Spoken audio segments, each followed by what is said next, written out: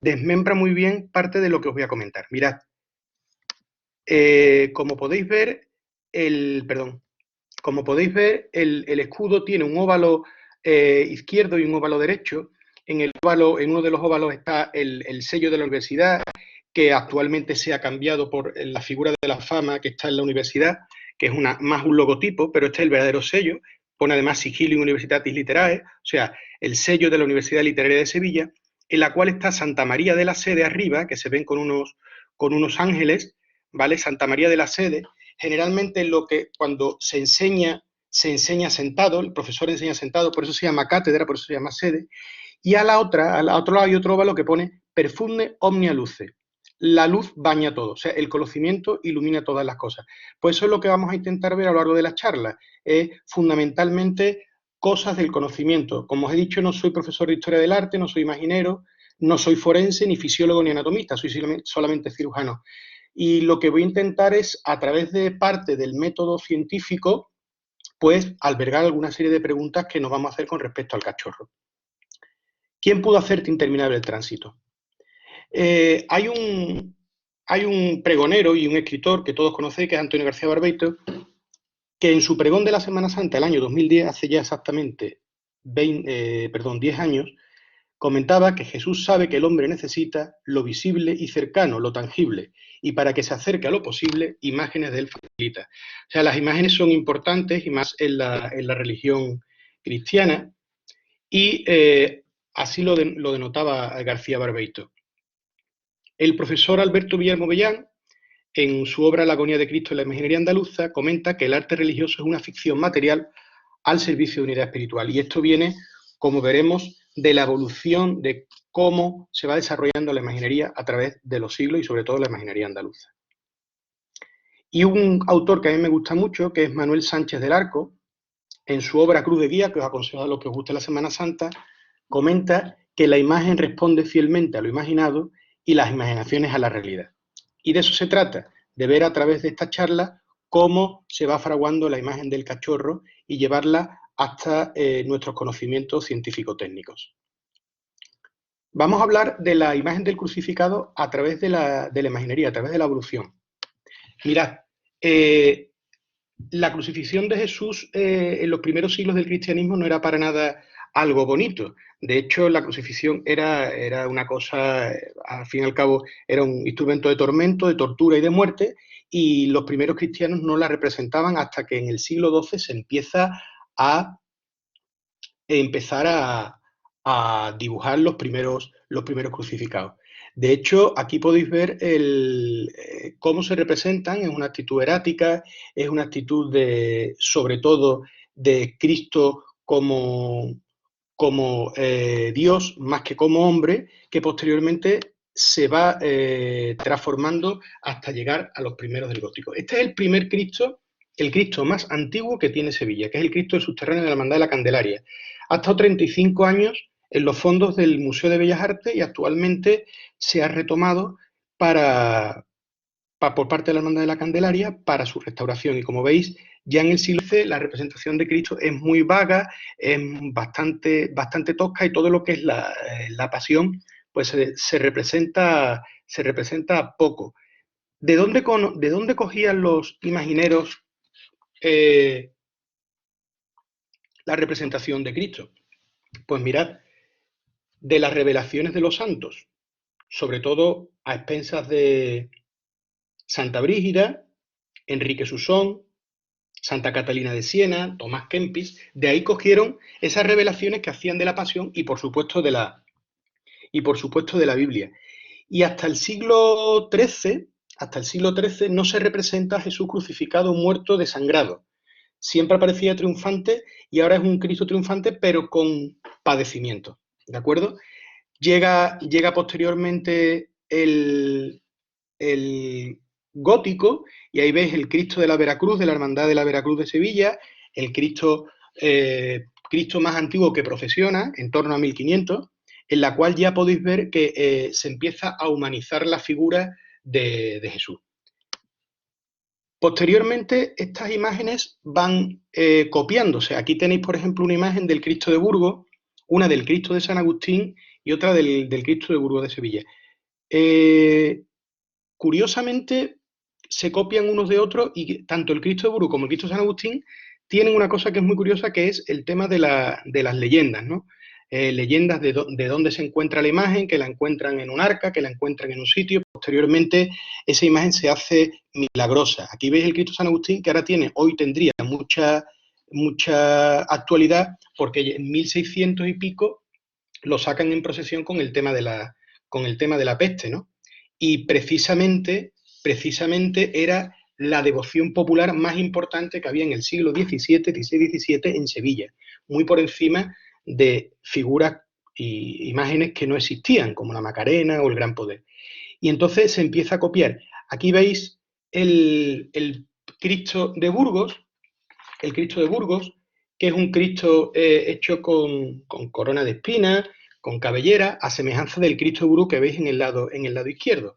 Sin embargo, posteriormente, aquí veis el Cristo de San Agustín, sin embargo, posteriormente, el Cristo de Burgos, que es de 1573, se va modernizando, y en el siglo XIX Gutiérrez Reyes le quita el pelo y le quita el faldequín y le pone un sudario.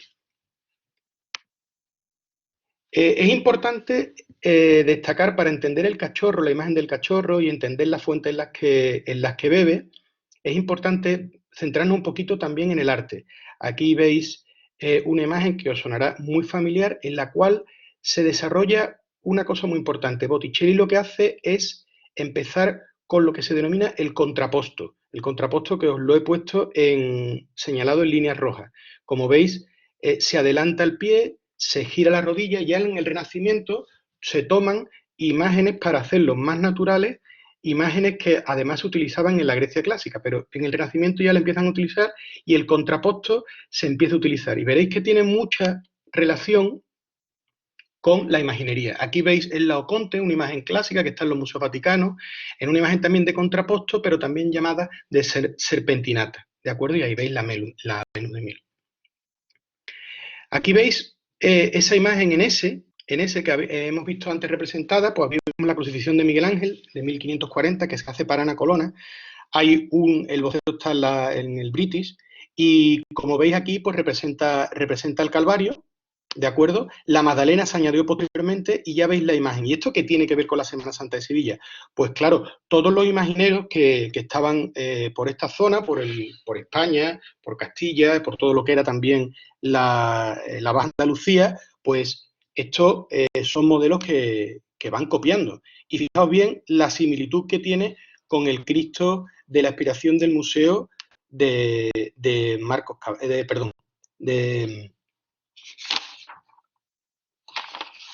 de Marcos Cabrera, de 1575. Esa serpentinata que se comenta y ese contraposto, en este primer Cristo de la Expiración, serviría a Ruiz Gijón para su modelo de cachorro. Seguimos avanzando. El Cristo Mayor de Dulce Nombre, el Cristo Mayor Dolor de Dulce Nombre, que es un Cristo más pequeñito, que la tiene Hermandad de la Bofetada en San Lorenzo. Hay Cristo en 1599, un crucificado del Mandato de Santa María la Blanca, con telas encoladas, como el Cristo del museo, que posteriormente veremos. Y después llega el Concilio de Trento. El Concilio de Trento, fundamentalmente, lo que se quiere expresar es el canon apolíneo.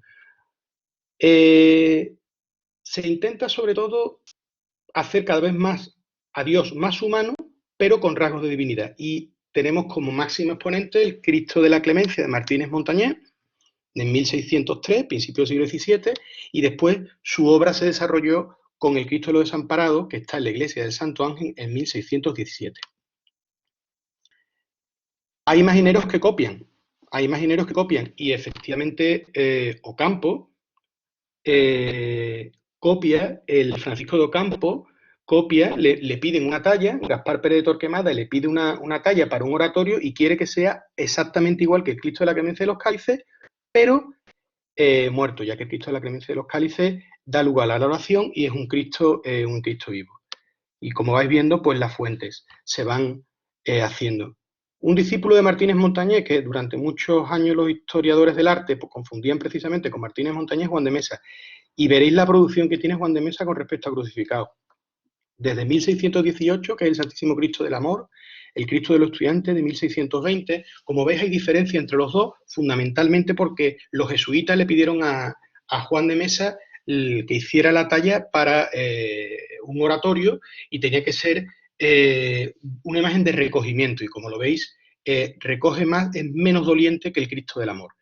Tenemos su hermano, entre comillas, que es el Cristo de la Buena Muerte, que está en la Catedral de la Almudena, pero después desarrolló muchos, como Cristos vivos, como el Santísimo Cristo de la Conversión, que se cumplen 4 siglos de su hechura en este año 2020, el Cristo de la Misericordia, y después pasamos a otro Cristo de otro autor, que es el Cristo de la Fundación de 1622, que es el Cristo de los Negritos, ¿de acuerdo?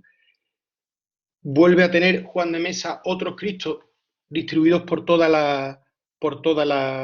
América, como es el Cristo de la Buena Muerte de Lima, este Cristo de Santísimo Cristo de la Misericordia de Osuna de 1623. La producción de Juan de Mesa es enorme con respecto a Cristos crucificados. Cristos muertos, como el de las cabezas, y también Cristos vivos, como el Cristo de la Avenida Vergara, que se restauró. Lo pudisteis ver en una exposición que hubo de crucificados, estuvo también en la iglesia del Santo Ángel en Sevilla, y posteriormente aquí veis en la imagen que está restaurado. Juan de Mesa también tuvo discípulos que copiaron la forma o que bebieron en su forma, como por ejemplo Sebastián Rodríguez, que hizo en 1645 el Santísimo Cristo del Buen Fin. Y Andrés Cansino, que hizo el Santísimo Cristo de la Salud. ¿Y esto qué tiene que ver con todo? Pues fijaos bien, mirad, estos son los autores que hemos visto, ¿no? Juan Vázquez el Viejo, que es el primero, el del autor del Cristo de Burgos, pues fue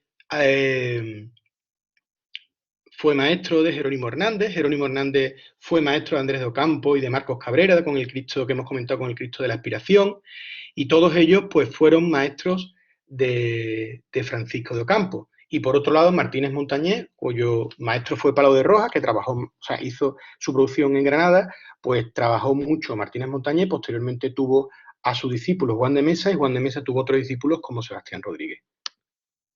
¿Y qué relación tienen todos los autores que hemos comentado? Pues fijaos bien, Andrés Cansino, que fue el maestro de Ruiz Gijón, el autor del Cachorro, tuvo como maestro a José de Arce. José de Arce bebió en las fuentes de Dunescoe, y Dunescoe bebe de las fuentes también de Bernini, o sea que tenemos una trazabilidad desde Bernini, desde lo que es el Renacimiento, hasta la escuela sevillana de imaginería, o sea, es importante. Pero aparte, Ruiz Gijón también estuvo un tiempo en el taller de Pedro Roldán. Pedro Roldán participaba de la Academia de la Casa Lonja, que es donde está ahora el Archivo de Indias, que fundó precisamente Murillo. Entonces ahí fue maestro por parte de Ruiz Gijón, Pedro Roldán, pero también aprendió por parte de la Casa de Lonja. Incluso se cuenta que Andrés Cansino pues, fue expulsado de la Casa de Lonja por utilizar armas dentro de la academia, con unas desavenencias con uno de los integrantes. ¿Y qué fuente bebe Ruiz Gijón a la hora de hacer los Cristos expirantes? Pues mirad, si empezamos por discriminar, esta imagen de la izquierda pertenece a San Andrés. En el Vaticano hay 4 esquinas, una pertenece a San Andrés, otra tenemos a San Longinos, otra tenemos a la Verónica, y cada una la ha hecho un autor. Bernini hizo una, otros autores, pero esta es de Dunescoe, que es lo que estábamos comentando anteriormente, que bebe de las fuentes de la imaginería, pues se parece una barbaridad a este evangelista hecho precisamente por Ruiz Gijón. Si veis, hay tremendas coincidencias en lo que es el trazo con respecto al uso de la talla. Con lo cual los imagineros beben mucho de la influencia que tienen de sus maestros, igual que los cirujanos, pues bebemos de la influencia de los maestros, o igual que en la universidad se influencia en lo que es el saber que se va transmitiendo de maestro a discípulo. Aquí tenéis al Cristo de las Penas, que no es un Cristo, por supuesto, expirante, que es un Cristo orante, que se atribuyó durante mucho tiempo a Pedro Roldán y que se ha atribuido hace pocos años, a José de Arce. Y aquí veis los 4 Cristos expirantes, 2 de ellos que procesionan en Sevilla, que son los centrales, y que son el Cristo de la Misericordia de Santa Cruz y el Cristo de la Exaltación, que son atribuidos a la escuela de Roldán, y a la izquierda el Cristo de la Expiración de Écija, que es también de Pedro Roldán. Como veis, hay muchas similitudes con el Cristo de la Expiración de la Hermandad del Cachorro. Aquí veis la anatomía de los 3 Cristos, el Cristo de la Expiración de Écija, el Cristo de la Misericordia de Santa Cruz y el Cristo de la Expiración del Cachorro, en la cual hay una evolución importante con respecto a la talla. Como veis, son maneras más suaves las de Pedro Roldán, pero siempre hay una cierta impronta, como por ejemplo en la barba, como en el tratamiento de la cabellera, etcétera. También se beben de la pintura. Aquí veis Cristo crucificado, 2 Cristos expirantes o agonizantes del Greco, en lo cual como he comentado anteriormente, pues todas las corrientes que venían de Italia pues influían en los autores españoles con respecto al contrapposto, con respecto a la serpentinata, como os he comentado. Y aquí he puesto una comparativa del Cristo de la Expiración del museo y del Cristo de la Expiración del Cachorro. ¿Y por qué digo eso? Pues vamos a hablar un poquito del Cristo de la Expiración del museo porque, primero, siendo de 1565, es pieza clave, ¿no? Aquí veis la comparativa de los 2 Cristos. Y el Cristo de la Expiración del museo es una talla bastante grande, es una talla de 1,79. El abad Gordillo pues le encargó al principio se pensaba que era el autor el capitán Cepeda, que era un militar de Italia. Esto se vio por un inventario del siglo XVIII que hizo la Hermandad del Museo en 1732, en la cual decía que el artífice del Cristo de la Expiración del museo era un clérigo criollo. Y posteriormente López Martínez demostró que no era capitán Cepeda, que había un error de transcripción y era Marcos Cabrera, que era contemporáneo de Juan Bautista Vázquez el Viejo, autor del Cristo de Burgos, de Juan de Oviedo y de Andrés de Ocampo. Lo curioso de este Cristo es que realmente lo contrató el 7 de diciembre de 1575 y a los 18 días lo entregó. O sea, lo entregó realmente rápido. Y una de las características también fundamentales es que no está hecho de madera, está hecho de pasta de madera. La pasta de madera la utilizaban los imagineros, era una pasta con serrín, cola de pez, incluso piel de conejo, y con todo eso se hacía una especie de pasta, se hacía un molde en barro, se hacía una talla en barro, posteriormente se hacía un vaciado y ese vaciado se echaba la pasta y sobre esa pasta pues se hacía lo que era el Cristo. Por eso los volúmenes del Cristo no son iguales que en la madera, evidentemente. Es un Cristo manierista, tiene un escorzo muy violento, veis el abombamiento torácico que tiene y sobre todo la tensión muscular con tetanización que tiene. De hecho, el Leán Bermúdez, coetáneo de Marcos Cabrera, cuando vieron los Cristos decían que era demasiado violento, era un Cristo demasiado violento, pero la verdad es que refleja muy bien, como veremos posteriormente, refleja estupendamente el tormento en la cruz que supuso para Cristo y supuso para cualquier crucificado precisamente lo que hemos comentado, lo que es la cruz, ¿no?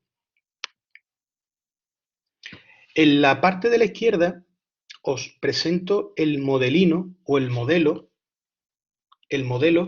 que antes de ser contratado por Ruiz Gijón, pues precisamente Ruiz Gijón presentó a los que le contrataron para hacer el cachorro. Como veis es un modelo pequeño, es una talla pequeñita de unos 40 centímetros aproximadamente, es una colección particular de Madrid, no lo podemos ver, pero la verdad es que veis que con respecto a lo que es el tórax, fundamentalmente los brazos, los pectorales y el paño de pureza, está bastante relacionado con el cachorro.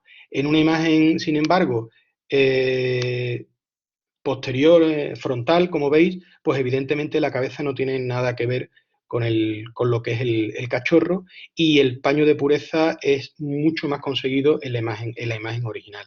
Esto es un modelo modelino, que le llaman los entendidos, un modelo pequeño, lo que es un boceto del Cristo. Bueno, y pasamos a lo que es el cachorro. Me gustan mucho estas dos frases, una de Carlos Colón y otra de Núñez de Herrera. La de Carlos Colón, que en el pregón de Semana Santa del 96 dice que el cachorro es el eterno choque entre la agonía y la ascensión, entre la muerte y la vida, porque la cruz ya no puede retenerlo. La materia tira hacia la tierra y el espíritu hacia arriba. Y Núñez de Herrera, costumbrista como él solo, pues comenta que se había tenido que inventar una leyenda para explicar que la del cachorro es la cara de un hombre muriendo. El triunfo de Francisco Antonio Gijón es que Dios está presente donde parece que Dios no está, que el cachorro puede llegar a ser pavoroso, que es la imagen más descarnada de la Semana Santa, pero al cachorro se le reza y representa el triunfo de Dios en el máximo de su derrota.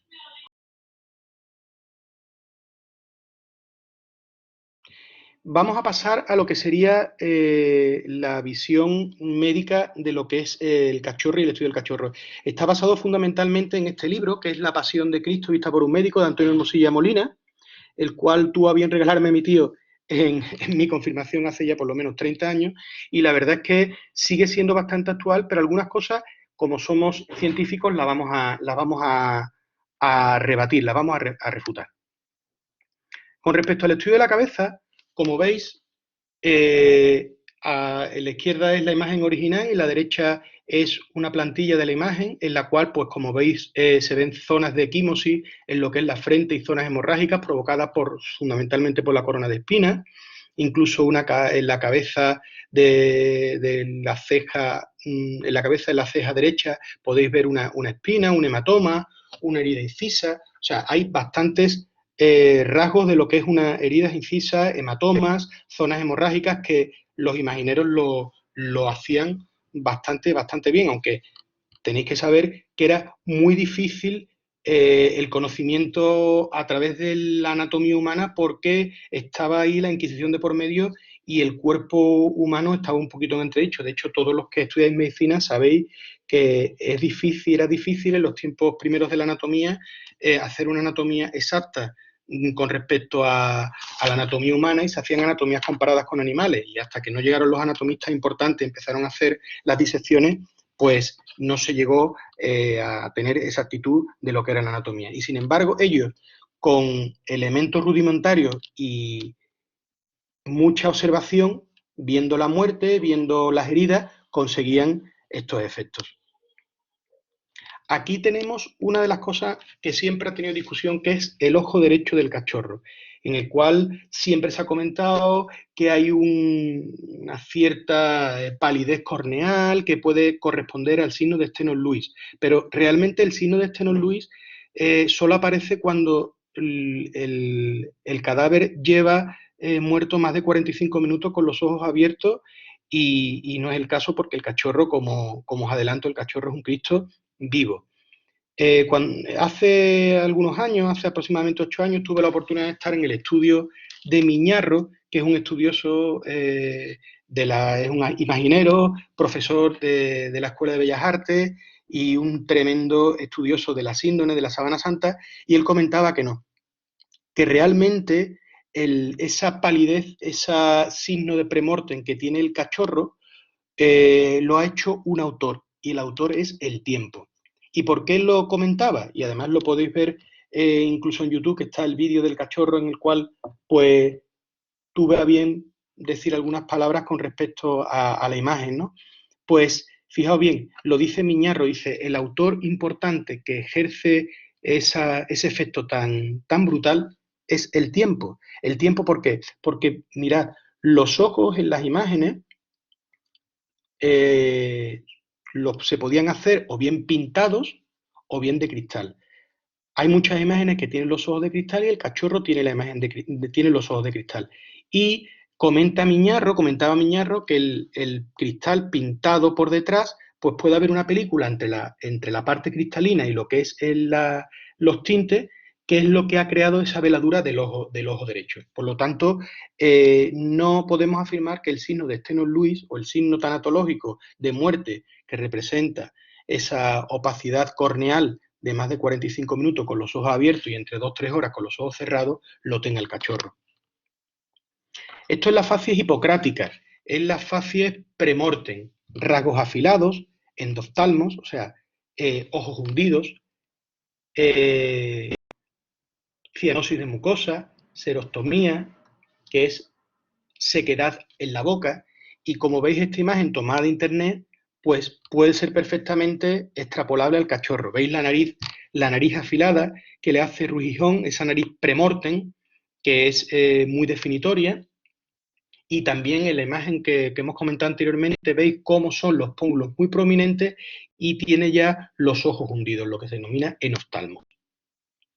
Y la serostomía, que es la boca. Como veis ahí, la boca es una boca seca, es una boca que además, por el tema que veremos posteriormente de la fisiología y la fisiopatología de la muerte en cruz, pues es una boca abierta. Es una de las características además típicas de Ruggijon, tallar los dientes y hacer muy bien la boca.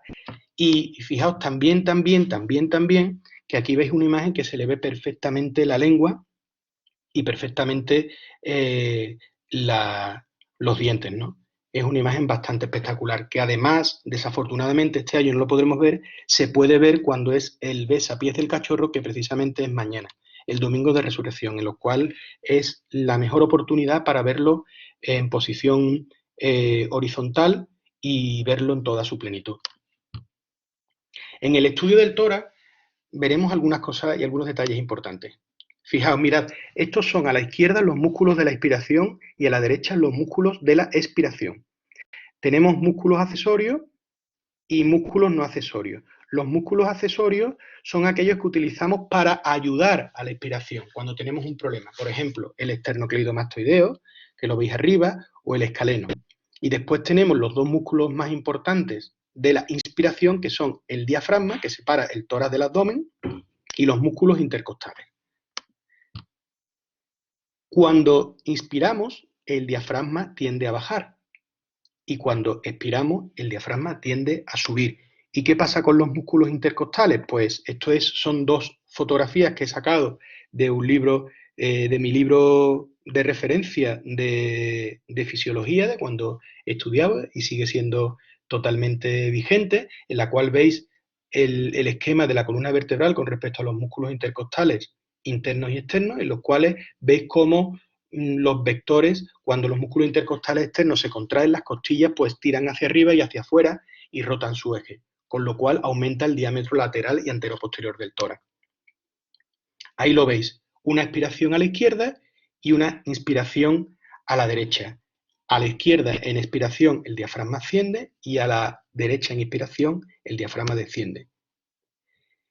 Mirad, estos son los músculos que hemos comentado, los músculos cuando ya el crucificado, el reo que estaba crucificado, no podía totalmente ventilar bien con la dinámica del tórax, tirando de los músculos que he dicho, el diafragma y los intercostales, también lo hacía a expensas de esos músculos accesorios. Y fijaos que bien Ruggijon pues traza perfectamente el esternocleidomastoideo, traza perfectamente el trapecio, y son músculos que se ven en todo su esplendor y lo podéis ver perfectamente. O sea que la talla realmente está muy bien documentada. Mirad, este es un estudio del JAMA, una revista bastante importante, que ya en 1986 hablaba de la fisiología de la muerte de Jesús. Y dentro de los esquemas hablaba de la dificultad que tenía el reo, el crucificado, para respirar. ¿Por qué? Porque en inhalación, para hacer una respiración activa, o sea, en inhalación, el reo podía hacerla perfectamente, pero cuando, como veis a la derecha, tenía que exhalar, tenía que hacer de una manera activa, tenía que tirar hacia arriba. Tenía que tirar hacia arriba y, como veis, ese es el escorzo que sí es más realista precisamente en el Cristo de la Aspiración del Museo de Marcos Cabrera, menos que en el del cachorro. Pero bueno, que realmente lo importante es lo que transmite el imaginero, no es que el imaginero sea fiel y fidedigno a lo que es la anatomía ni la fisiología, sino que transmita, que la imagen tenga lo que denominan los imagineros unción sagrada, ¿no? Aquí veis el tórax y veis perfectamente, como os he comentado anteriormente, los músculos marcados intercostales. Los músculos intercostales que son los intercostales que son los que ayudan a la respiración. Pero como os he comentado, si estuviera en inspiración máxima, o sea, si tuviera todo el aire lleno antes de exhalar, que la última exhalación es la expiración con X, pues debería de tener el abdomen abombado, porque el diafragma tendría que tender a bajar y a tirar de todas las vísceras abdominales hacia el abdomen. Y eso no es así.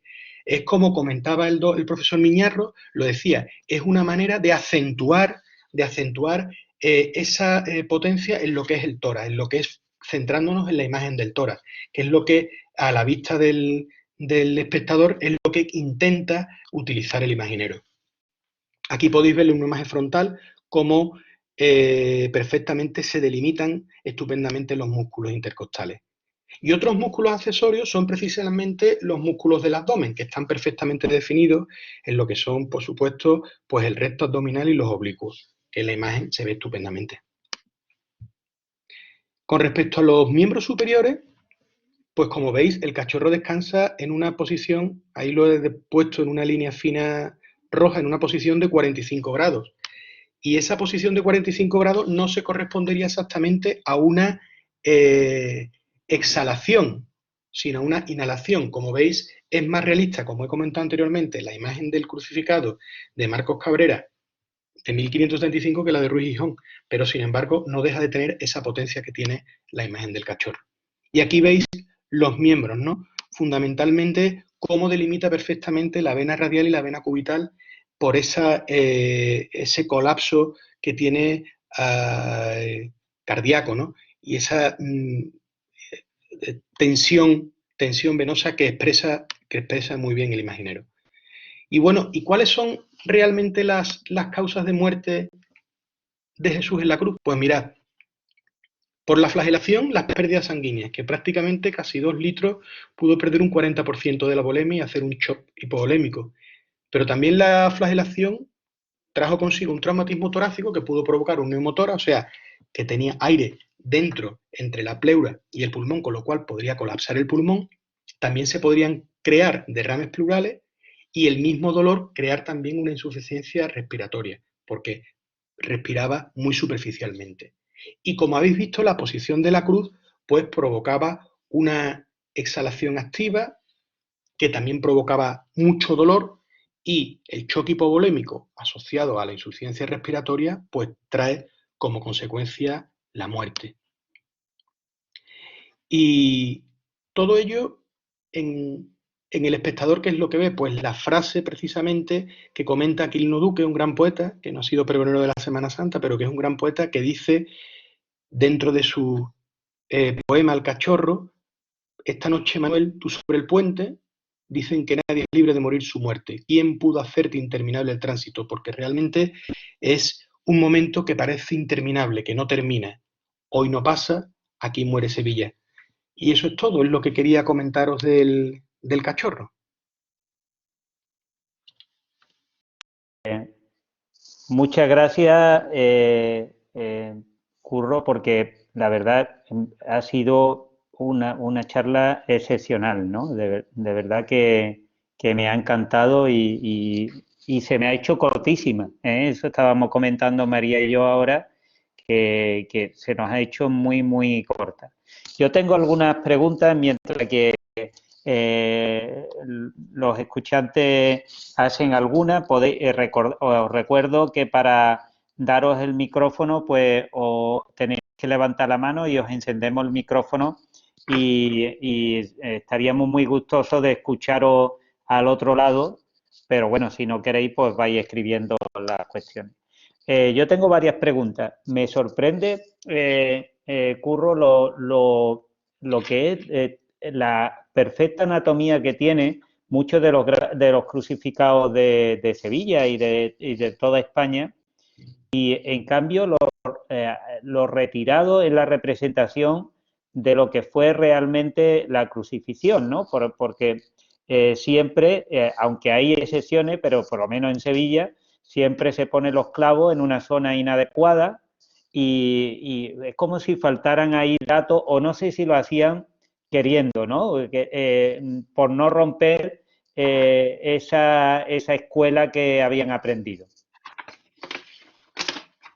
Bueno, pues mira, te voy a comentar una cosa. Precisamente lo de los clavos eh, ya lo utilizaba Pacheco y lo utilizaban, se utilizaban 4 clavos. De hecho, el Cristo de los Cálices tiene 4 clavos y eso no viene de los conocimientos que tengan de la síndrome, porque no lo tenían, ni de los conocimientos. Eso venía de cuestiones que parecen a lo mejor poco científicas, pero que una de ellas pues, eran las revelaciones de Santa Brígida con respecto a que Jesús pues, le pusieron 2 clavos en los pies. Evidentemente, la representación más clara que tenemos actualmente, o sea, lo que es en el siglo XXI, pues el Cristo de los Estudiantes que ha hecho Miñarro, que está basado en la síndone. Ese es el Cristo por excelencia que podría ser el más sindónico, desde lo que son la posición de los clavos, de lo que es el tipo de corona de espinas, el tipo de signo de la flagelación. Pero claro, tenemos que tener en cuenta que lo que querían los imagineros era transformar lo que es el Dios desde un punto de vista humano, pero siempre con una cierta divinización. Por eso se obvia mucho lo que es la sangre. La sangre se obvia bastante y como veis los cristos del 17, el 16, 17, 18 no tienen sangre apenas. Eso es una idealización y por eso se hace precisamente para intentar que, no, que lo cruento no se interponga entre lo que es el espectador y la imagen y que espectador, imagen y la imagen sirva como es lo que se pretendía desde el Concilio de Trento, pues lo que querían era que la imagen fuera pues para la meditación, para llegar a Dios, ¿no? Sí, es que, bueno, están entrando preguntas que ahora yo te voy a formular, pero Ujú, siguiendo al hilo, llama la atención el otro día cuando de madrugada hablaba yo de todo lo que fue la pasión, ¿no? ujú, Y que posteriormente me han escrito algunos correos y WhatsApp y los comentarios que había también en el chat ujú, de lo sangriento, de la gran pena que le hacían al reo, ¿no? Y cómo el cristianismo, pero posteriormente adoptó la cruz y la crucifixión como un símbolo del cristianismo. En sus inicios, como sabes, fuera el ujú, pez o las 2 primeras letras de Cristo, ¿no? Pero es curioso que adoptáramos ese símbolo de muerte, ¿no? Y para adorarlo, ¿no? Y ujú. cómo Sevilla adopta una actitud totalmente diferente con los Cristos que tenemos, como que incluso sacamos alegría de eso. Y creo que la apreciación que has hecho tú es muy importante, ¿no? Evitar e incluso nosotros lo decimos a veces cuando ve un Cristo con mucha sangre, típico de Buiza, que tienen, o el Cristo de San Benito, tienen una paliza dada, dice, este le han dado una soba a este Cristo que incluso choca a la gente, ¿no? Tener un Cristo muy sangriento y eso. Ujú. Es que ten en cuenta, Fernando, que es lo que te he comentado, los imagineros en el 17, por lo que he leído, porque como os he comentado, no soy, por supuesto, ni quiero ser, eh, aprendiz sería en todo caso, pero que no soy profesor de historia del arte, pero los imagineros bebían de muchas fuentes. Y fijaos bien, San Agustín con respecto a la cruz, ya lo decía, lo tengo aquí apuntado, decía que tenía que ser cátedra docentis, ara sacrificantis y tronus triunfanti. O sea, que tenía que ser para enseñar, altar de sacrificio y trono de triunfo. Entonces, eso, todo ese tipo, toda esa filosofía es la que le lleva a los imagineros a interpretar la imagen cristífera como realmente se representa, siempre idealizada, ¿vale? Mm. Mm, el Cristo triunfante desaparece, como os he comentado, desde lo que era el gótico y anteriormente, y en el arte bizantino, y ya después pasa a un Cristo que aunque padece y llega, pero no llega a ser tan sangriento. Mm. Curro, te hacen una pregunta, Lucía Muñoz. ¿Podría repetir lo que dijo el imaginero del taller que usted visitó sobre el fenómeno del ojo? Sí, mirad, eso lo podéis ver en YouTube, que está en El Cachorro, que es un reportaje de Pasión en Sevilla del año 2012. Me invitó Víctor García Rayo a través de Manolo Esteban, que es costalero de La Paz, y yo soy costalero de La Paz, o sea que me invitó, que no fue una invitación precisamente por llevar a un experto, sino yo creo que más de una invitación por amistad, y a mí me tocó hablar de la parte del cachorro desde el punto de vista médico. Y desde el punto de vista artístico le tocó a Miñarro, o sea, yo era una imagen pequeñita y Miñarro, pues imaginaos, profesor de Bellas Artes, imaginero, conocedor de la síndrome. Y él lo comenta en el reportaje y posteriormente lo comentó, nos lo comentaba en el taller, que es el taller lo tiene en la calle Viriato. La calle Viriato está al lado de San Martín, donde sale la lanzada. Y decía que siempre se había dicho que el cachorro estaba, bueno, a punto de morir, que eso era una opacidad de la córnea típica premortem, pero realmente, como os he comentado, la opacidad corneal se produce horas mucho más tarde y con los ojos abiertos, con los ojos cerrados, posteriormente, pues tiene que ser aproximadamente casi el segundo día. Y decía él que no, que eso lo ha hecho un imaginero magnífico que es el tiempo.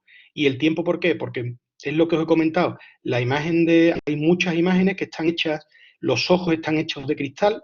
Eso, uno de los artistas que era un virguero de hacer ojos de cristal era Astorga. Astorga, que tiene unas imágenes, sobre todo marianas, muy bonitas. Pues Astorga tiene la Virgen de los Estudiantes, tiene la Virgen de la Esperanza que saldría hoy de la Trinidad, tiene también la Virgen de la Presentación del Calvario, y esas imágenes era uno de los posterior, porque es un imaginero del 18, y esa era un artista en lo que eran los ojos. Y los ojos de cristal lo que daban a la imagen era más fuerza, era más humanidad, era más verismo. Entonces decía, hay dos maneras de hacer los ojos, no he querido extenderme. Hay una manera que se hace con vidrio soplado, o sea, sería la esfera totalmente, un globo ocular y después pintado. Y después hay una técnica que es la de cascarilla, que es como una lentilla. Y esa lentilla se pondría sobre la parte de la madera de lo que no está tallado. Entonces, ¿qué pasa? Que al pintarlo por detrás, habría una cámara que separa lo que es el cristal soplado de lo que es la pintura, y esa cámara se abría con el tiempo pacificado en uno de los ojos y había creado esa imagen, pero que es que le viene al cachorro ni que pintado, o sea, le viene perfecto porque le da muchísimo más verismo. De hecho, Parece como una catarata, vamos. parece exactamente más una pacificación corneal, una sequedad corneal. Y eso es lo que comentaba el profesor Miñaro, Juan Manuel Miñaro, ¿no? Decía que eso lo había hecho el tiempo, que no lo había hecho Ruiz Gijón, ni muchísimo menos. Concha Barco dice que la cara hipocrática es la que llaman también cara aguileña. Bueno, la cara hipocrática es la que hemos comentado, sobre todo es la nariz aguileña, se dice la nariz aguileña, pero ahí lo que es el afilamiento de todo lo que es la nariz afilada, y después ten en cuenta que como hay una pérdida también por transpiración, sobre todo en el moribundo, por transpiración, pues evidentemente la cuenca de los ojos se ven los ojos retraídos, que es el enoftalmo, no es el esoftalmo que hacia afuera, sino hacia adentro. Sensación de sequedad. De hecho, no lo he comentado, pero esa sensación de sequedad, o sea, y esa sensación de sequedad viene también producido por el shock hipovolémico que comenté anteriormente, también se le puede ver al cachorro en las manos. En las manos, cuando una persona, uno de los estados típicos de la persona que está mal hidratada es precisamente pliegues. Y eso lo tiene también el cachorro y se puede ver y está descrito en las manos y sobre todo en las manos del cachorro. Marta Acosta te pregunta sobre si se usaba algún tipo de modelo anatómico para hacer las figuras más realistas.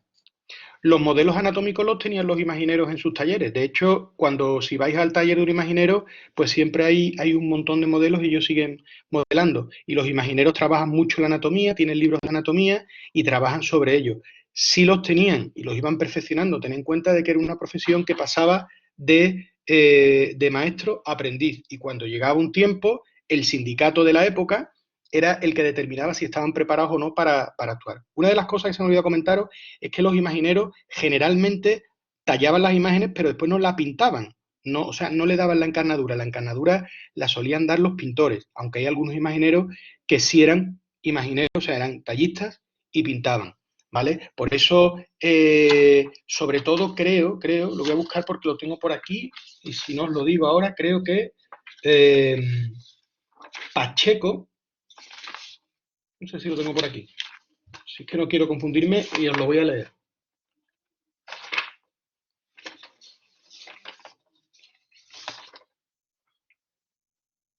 Está por aquí. Pacheco, sí, Pacheco es el que hizo la encarnadura del Cristo de los Cálices a Martínez Montañés. ¿De acuerdo? No, o sea, había mucha relación entre los pintores y los imagineros. No te escucho, Fernando. Una pregunta Ahora, tengo. dime. Curro, te voy a hacer una Sí. pregunta. Mi padre siempre nos ha contado a mis hermanos y a mí que el Cristo del Cachorro era, bueno, su cara era literalmente calcada de que el autor vio a una persona morir. ¿Qué me puedes contar sobre esto? O sea, es lo que hemos comentado anteriormente, que las leyendas forman parte de la tradición oral pasa y realmente, hombre, eso es difícil de científicamente decirlo. Evidentemente la tradición oral ha dicho siempre que el cachorro, que Ruiz Gijón tenía hecho todo el cuerpo y le faltaba solamente la cabeza y que a través de la leyenda del cachorro, que todos conocéis, de un gitano que lo apuñalaron y entonces copió, esbozó, pintó esa imagen de esa cara y después la reflejó en la talla. Es una leyenda bonita y al fin y al cabo no deja de ser una leyenda y le da más humanidad a lo que es la talla y al Cristo del Cachorro, claro. Es que, si no, Curro, ¿por qué se llama el cachorro, no? Bueno, Por el eso se Cristo de la llama, Aspiración del cachorro, ¿no? Y quizás por eso se llama el a cachorro, veces, efectivamente. a veces tanto decimos a leyenda cuando son realidades, ¿no? Ujú. Yo creo que en estos meses, este mes que llevamos viviendo, cuando pase 300 años van a decir que es una leyenda, lo que nos está sucediendo ahora con el coronavirus, ¿no? Después de estar aquí encerrado, Pero, parece como una verdadera leyenda cuando es realidad, ¿no? claro, pero la historia se repite y es importante, aunque todos seamos científicos y estudiemos, también a mí me gusta y quiero transmitiros que también leáis y que leáis historia. Y os he comentado anteriormente que el Cristo de San Agustín, que está ahora, el Cristo de San Agustín, que no existe porque se quemó en la guerra civil, hay una copia, el Cristo de San Agustín, que era una talla de gran devoción popular, pues salió para defender, o sea, como defensa de la peste en 1600 y pico. O sea que realmente, fijaos bien, o sea, volvemos a tener otro tipo de epidemia, pero que las epidemias la humanidad las ha tenido y la seguirá teniendo porque son inherentes en la misma, ¿no? Una pregunta de Lucía Muñoz Díaz. ¿Conoce usted algún sitio en el que den clases para tallar? Si tuviera tiempo me apuntaba, Lucía.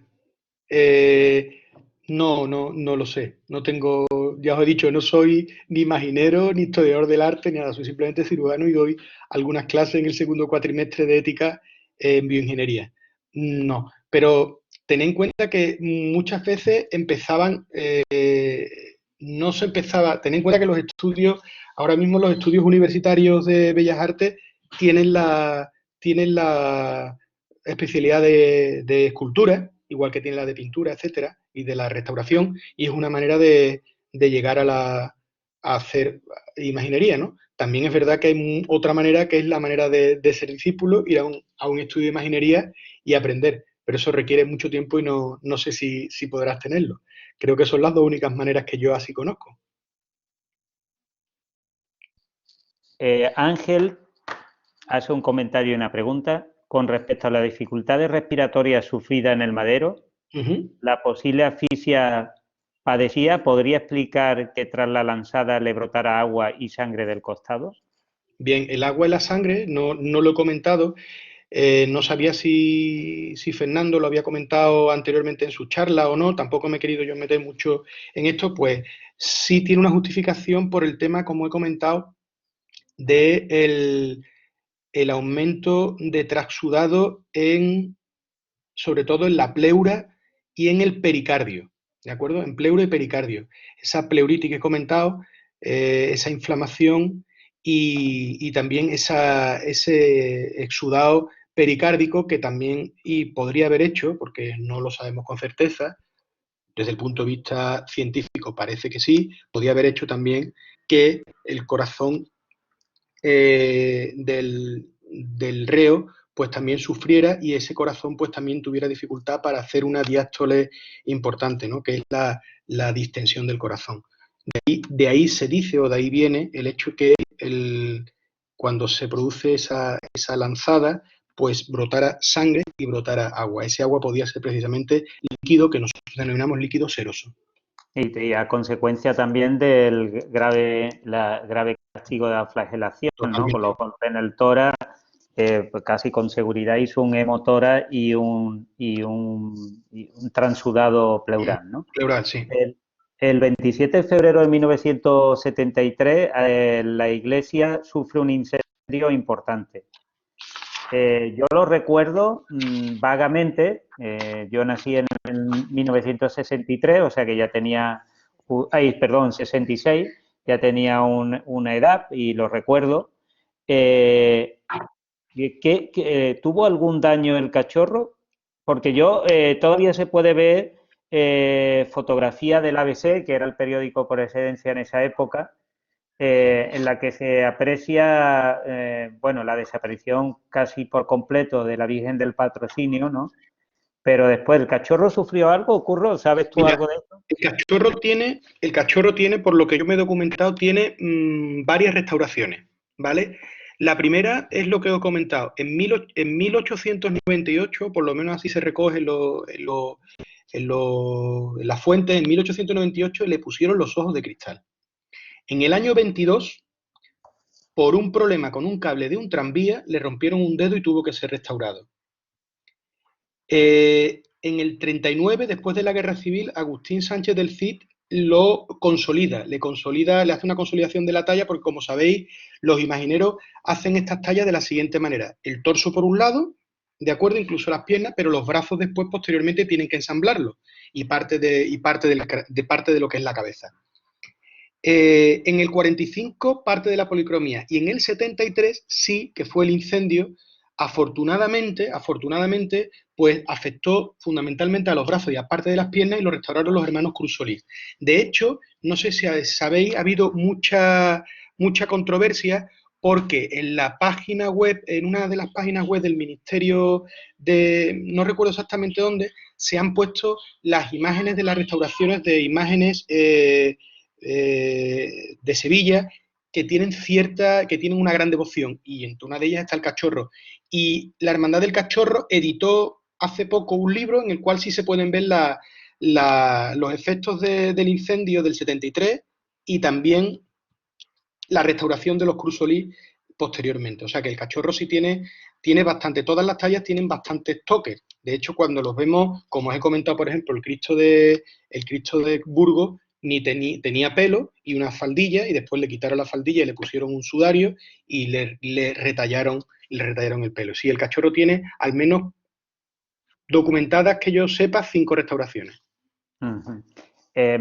Me preguntan por WhatsApp, no por el chat, si tienes algún conocimiento del posible sufrimiento que puede tener la cruz y el Cristo con los saltos en las levantadas.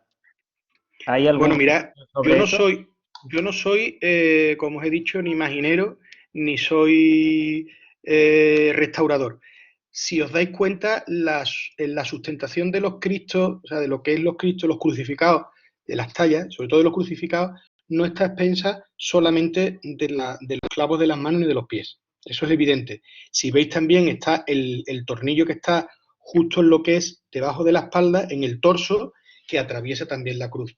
Esa sustentación se supone que es la que tiene que prevalecer y dar fuerza a lo que es la sujeción de la talla. Evidentemente, como sabéis, hay muchas tallas de importancia que han pasado a hacer una levantada que denominan los costaleros levantar al cielo, a una levantada a pulso aliviado. Creo que el cachorro, si no recuerdo mal, actualmente la hace a pulso aliviado, y otras imágenes cristíferas que además tienen ciertas connotaciones, como por ejemplo el Cristo de los Estudiantes, que no sé si sabéis, el Cristo de los Estudiantes no pertenece a la Hermandad de los Estudiantes, es una cesión como obra de la universidad, y evidentemente no se hace una levantada levantada al cielo, se hace una levantada a pulso. Uno es a pulso aliviado, o sea, sería en un tiempo, y el a pulso es un poquito más lento. ¿De acuerdo? Sin embargo, después, como veis, hay imágenes de Cristo, como le pasa al Cristo del Calvario, que siendo una talla impresionante, una talla de gran categoría, las levantadas que se pegan en la madrugada pues son espectaculares. Y la del Webfin también, ¿no? Exactamente, yo creo que las imágenes profesionales están para procesionar, están para que la vea la gente en la calle, ¿vale? En mi opinión.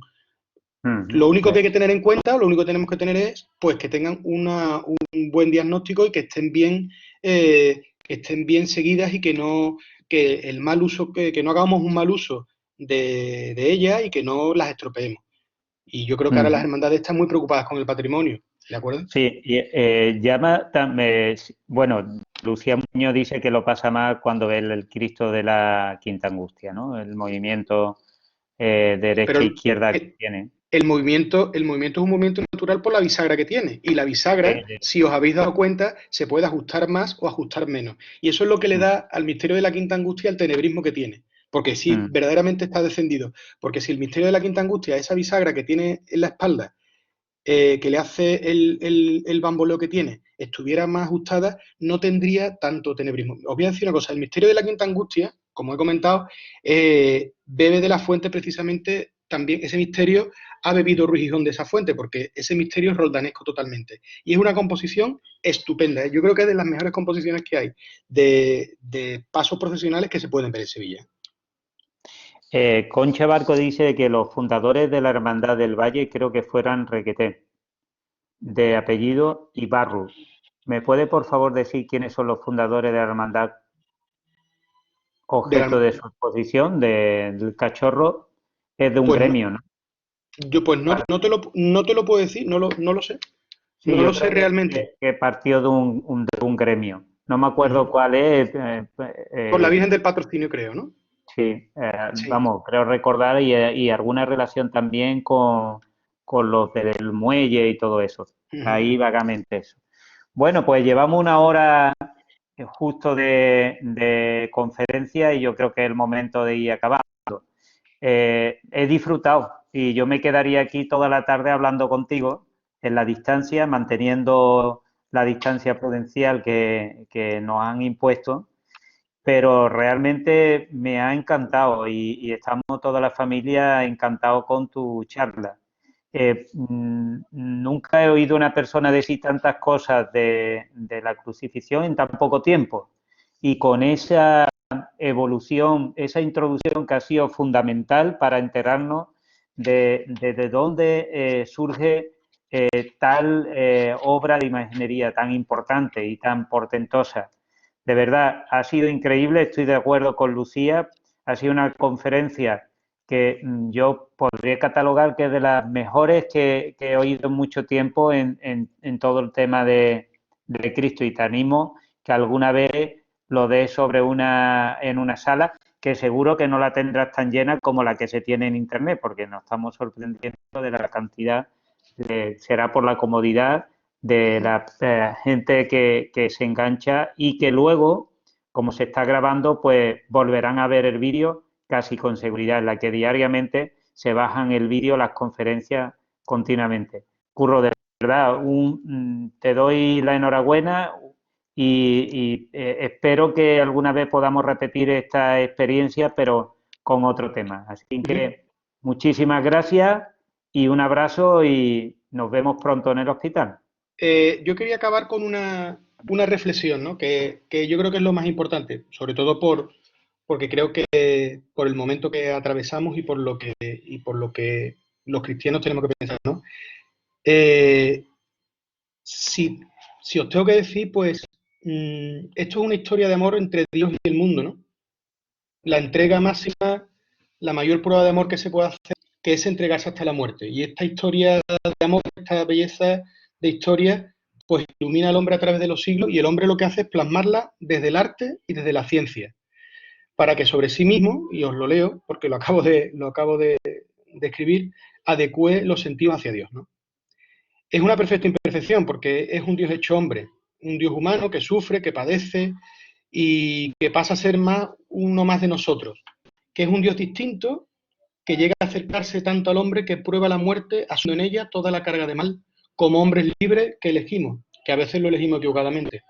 Hoy es el prólogo del día en que su sacrificio venció y que tras una gran piedra, en un sepulcro nuevo cada año, pues su cuerpo espera a mañana, el domingo de resurrección. Pues nada, muchas gracias, Fernando, a ti.